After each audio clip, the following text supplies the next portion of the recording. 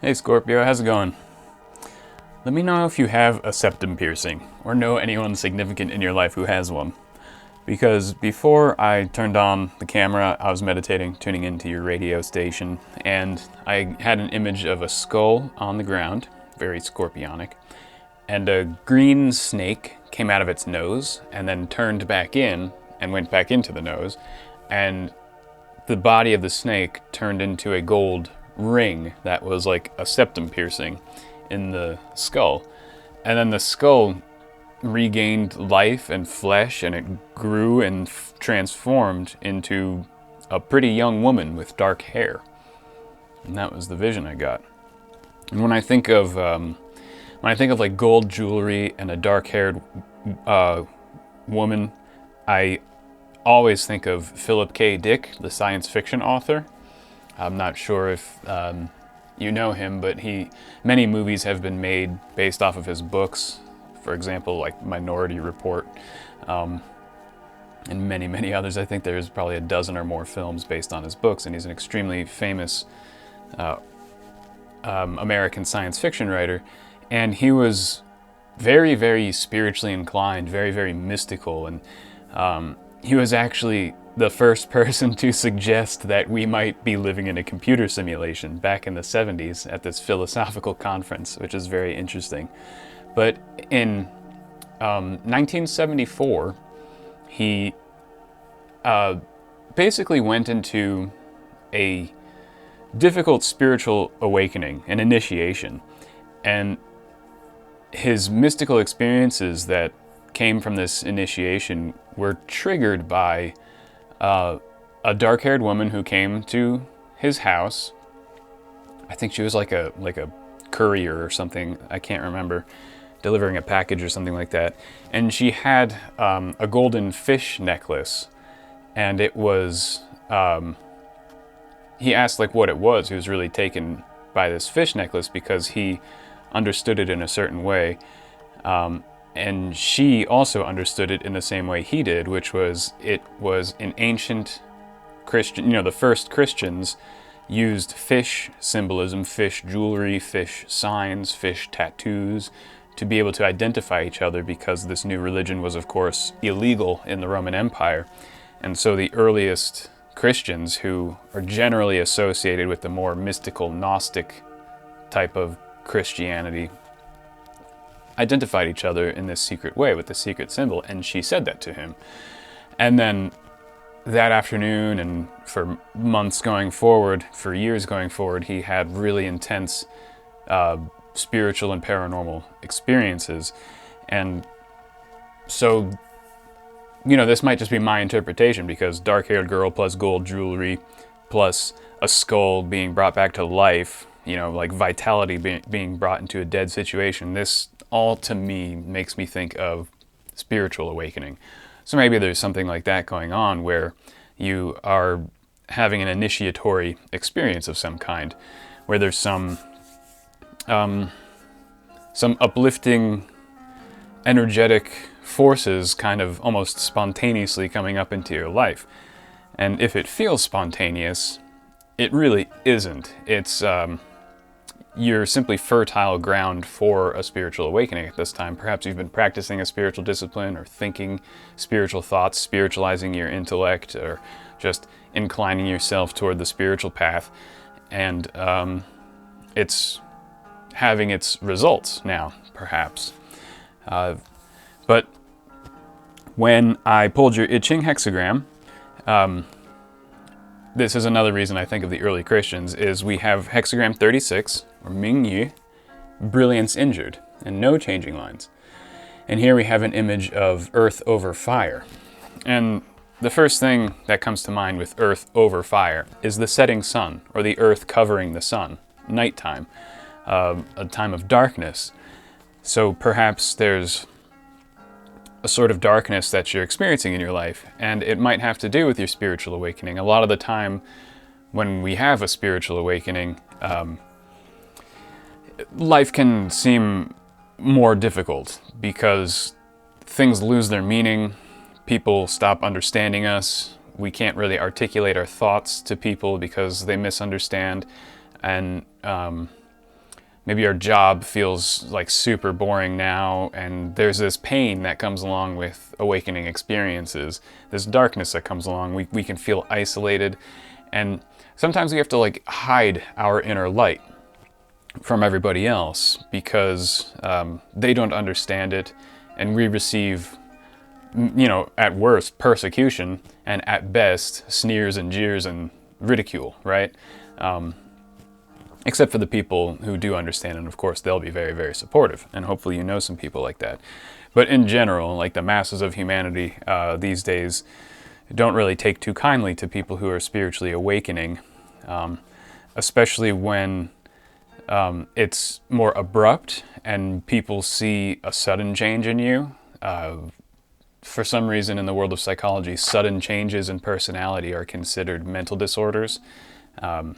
Now, I'm no professional, but I disagree with this assessment because I've seen many people with rapid changes in their personality, and then I've known them for years and years and years afterwards, and their lives have only improved after these sudden changes. So I don't necessarily believe that sudden changes of personality are necessarily bad. They could be. It could indicate a deeper issue or maybe a biochemical issue or something like that, so pay attention to those things, of course.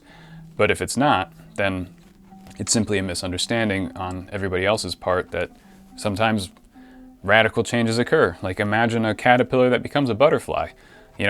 One day it's a caterpillar, a few days later it's soup in a cocoon, and then a few days after that it's a freaking winged creature that is utterly and completely different from a butterfly.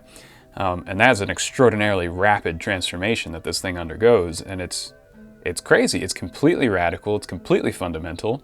It's a total death of the thing that existed before and a birth of something that is utterly and completely new. Barely resembles a caterpillar, maybe in only the slightest details. So you might be being asked, maybe you're in that cocoon stage and your light is hidden within this thing. It's hidden underneath a leaf in the shade of a tree and no one can really see it. And you're protected in that way. Maybe you have to protect yourself and just kind of, instead of having a blinding light shining out, cover it with a cloth and have like a nice warm glow instead. And because inside you have this brightness and this light and this grace, but you might have to bide your time and hide that light a little bit.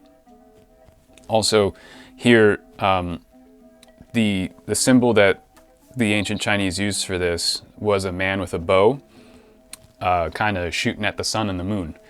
So here we have the sun and the moon, this image of balance, of like spiritual balance, of the balance of yin and yang, and then like some bowman who is like attempting to injure that.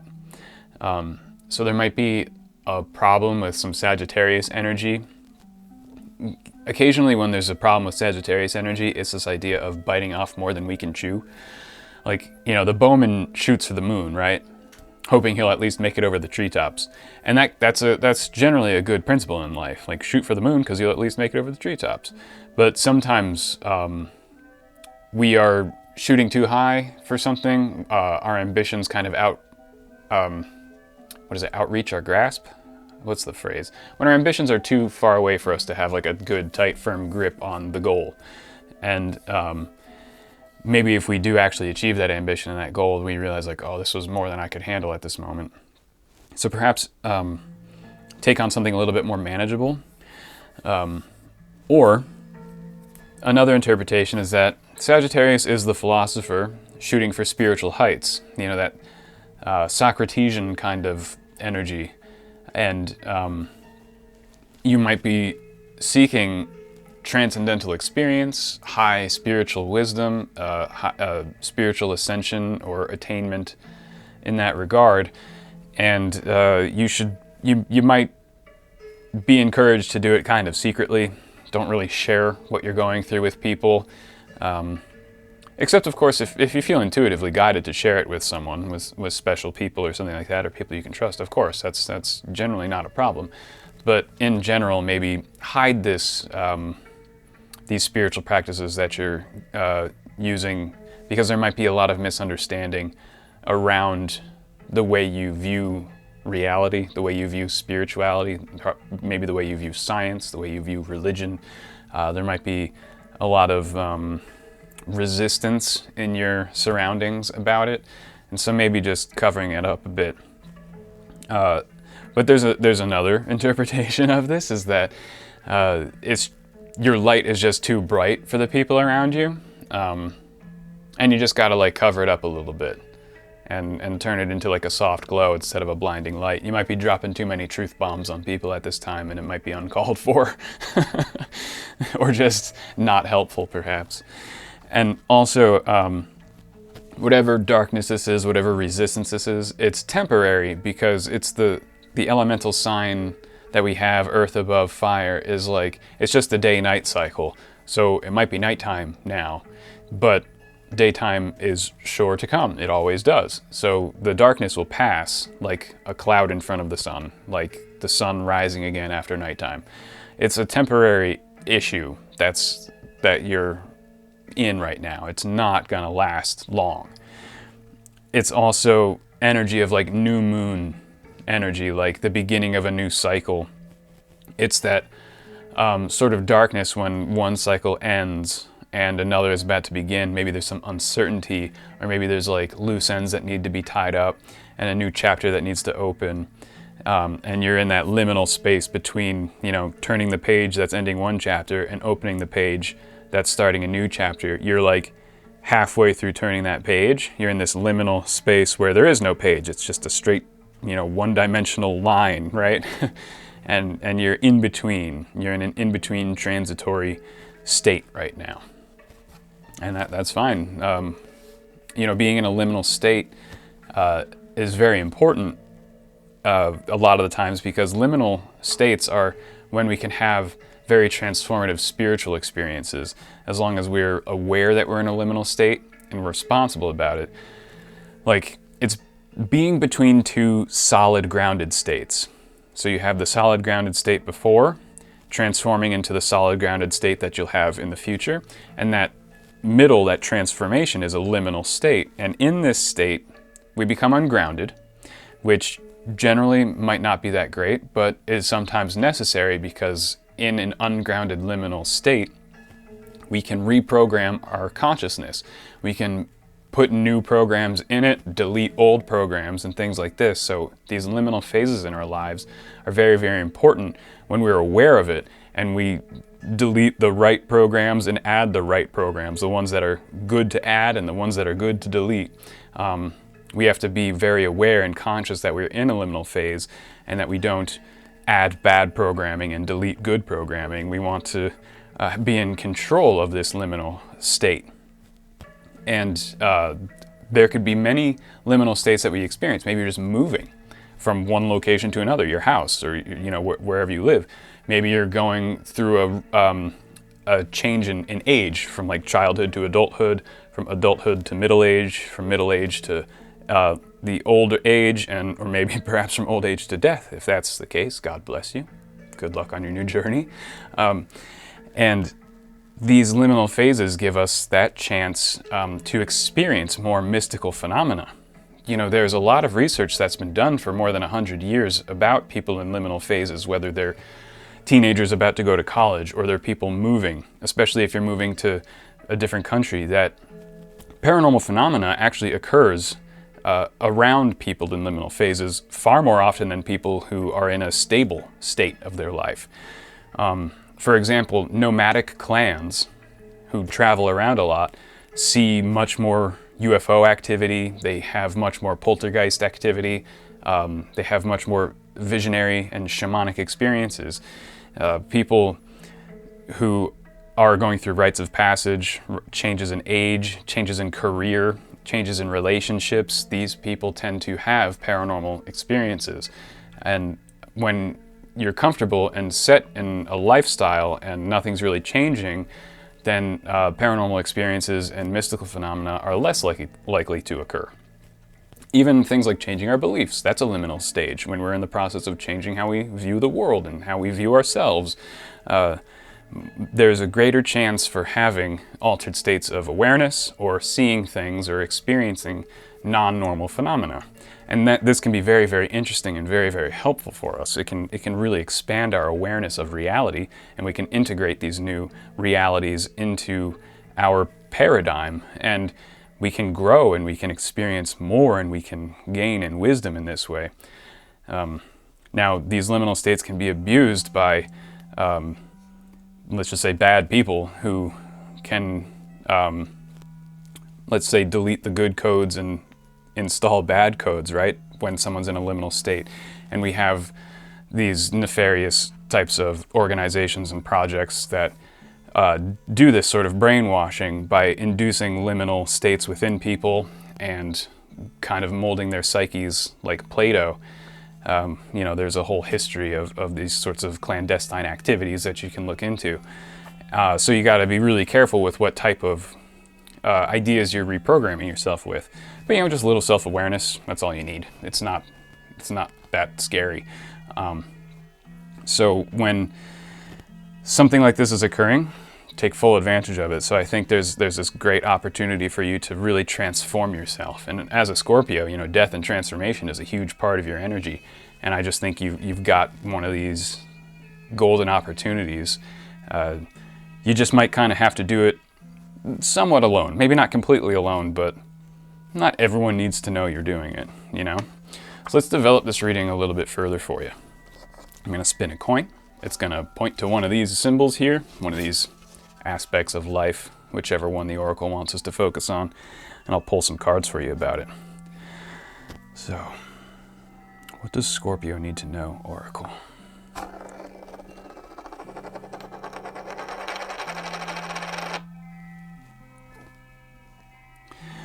That is pointing at divinity. I used the solar sign, you know, just the circle with the dot in it, the alchemical symbol for gold for this one. Divinity. It's the highest, topmost symbol on this board here.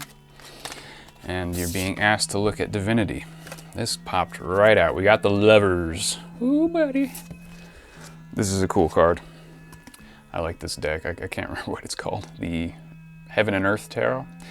But the Lovers card, pulling out here on Brilliance Injured and on Divinity. So here we have like the alchemical union, right? The alchemical marriage. The when our psychological masculine and feminine come together to create the sort of archetypal perfected human being. That's sort of the goal of internal alchemy, is to achieve that internal marriage.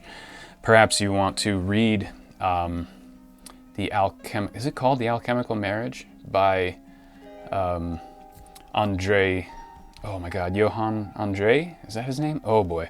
Early 17th century text, The Chemical Wedding of Christian Rosenkreuz. That's the title, by Johannes Andre, I think. Something Andre. But anyway, it's a great little fictional symbolic story of the alchemical process. Perhaps there is someone that you can really, really trust, and you know, there are, at this time, hiding your brilliance. It makes me think of private, intimate time, where there are certain types of spiritual disciplines that require a partner, someone who you genuinely love and who genuinely loves you, and someone who is also on the occult spiritual path, and you can partake in certain ritualized intimacies and gain insight into reality. I'll put it that way. If you know, you know. Now would be a good time to practice such things. It would have a great transformative experience. I think it would bring you closer to the divine. It would allow the divine to flourish and blossom within you. The Lovers is also a symbol of division, because there is that downward pointing sword of where respect needs to be given to both divine masculine and divine feminine, and they do need to be honored in different ways.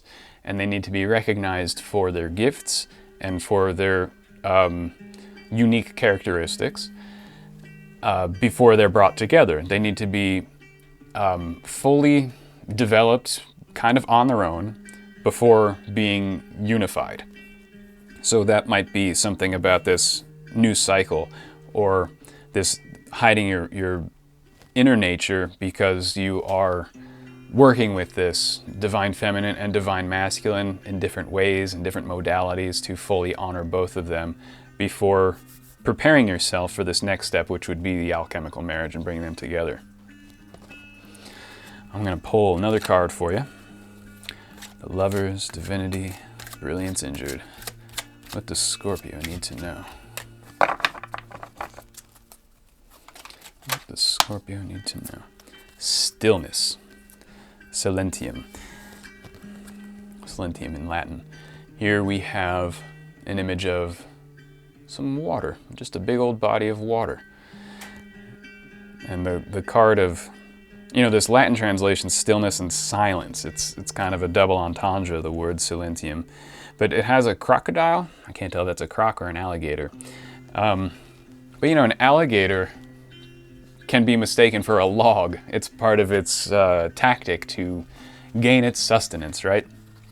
Where it just floats there very, very still and waits for an unfortunate prey creature to get a little too close, and then it can strike. This is also like a praying mantis. They do that as well. They are masters of stillness. And while that might seem violent and distasteful in the animal, reflecting on the animal kingdom in such a way, what it means symbolically is stillness brings you to your goal. Stillness brings you the nourishment that you need. Especially when considering divinity here and your inner light that you're hiding. Very good yogic practices, meditation practices are called for now. The other special practices would be called for now, and if you know about these special practices, there is a special moment of stillness that is required to successfully complete these types of rituals. So pay attention to that so-called stillness at the moment of crisis. If you know, you know. And that is key for consciousness expansion for you at this moment, for imbuing yourself with those divine energies that will really expand your consciousness, is this idea of stillness bringing you that nourishment, that spiritual divine nourishment. It's more important than activity at this time, because life is rest, activity, rest, activity, rest, activity. It's a cycle of rest and activity. Right now, the rest or stillness aspect of life is more important than the active aspect while the sun is down, right? While it's nighttime. Because the active part is going to come soon. The darkness is going to pass, the cloud is going to pass, the sun is going to rise, and the activity is going to begin again soon. So you need to maximize the time, take full advantage of this time of darkness and stillness to really, really cultivate your inner light, virtue, spirituality, whatever it is, your self-development, all of that. So one last thing for you, Scorpio. I'm going to pull a token for you. What does Scorpio need to know? We've got stillness, we've got the Lovers, both on divinity, brilliance injured. Let's see, what does Scorpio need to know? Oh, the diamond and the number 11. So this is one of the major aspects of my divination system. I have 12 major aspects. This is the 11th of those 12. 11 is also, now this is the number 6 up here, obviously in the tarot, but 2 ones next to each other are also a lover's union type thing, like 2 separate, whole, complete, unified within themselves entities coming together next to each other to share their wholeness with each other. And that could be literally, you could be in a really good, deep relationship right now, and it's just working swimmingly. Your spiritual paths are synced up right now. Maybe there are people in your life that don't understand your relationship, and you can't really flaunt it, just because there might be some social scrutiny placed on you at this time, but it doesn't matter because your private lives are going to be very, very excellent at this time. So who really cares if you have to hide your light? You can just enjoy those moments together in privacy and just develop your private lives to the maximum potential. And Clarity of thought is with you here. You know, the diamond mind of the Vajrasattva, a type of clear mind, perfect mind, Buddhahood type thing. Now, Vajrasattva is also often depicted with his Tara, his female aspect, in the tantric embrace. This is heavy on that vibe. So if that's something you've been thinking of getting into, now is a good time to do it. And the results will just be excellent. You'll just have really, really good results with your spiritual disciplines at this time. The alchemical wedding, if it's just an internal thing that you're going through on your own, will be successful. Your spiritual disciplines are bearing fruit at this time, and you have a very clear mind. You're very disciplined. You're very solid in what you're doing in this endeavor, and shine on, you crazy diamond. You got the light of divinity shining in through this diamond here. I'm just seeing like a clear white light with a tinge of gold just shining from within a diamond here. And it's just still and strong and invincible. And you're just doing a great job developing your inner nature, and you're having a really good transformative experience. Good work, Scorpio. So I think this is where I'm going to leave it for you. I think that's all the Oracle and I have for you today. Thanks so much for hanging out with me. I always appreciate it. I wish you all the best, and I'll see you next time.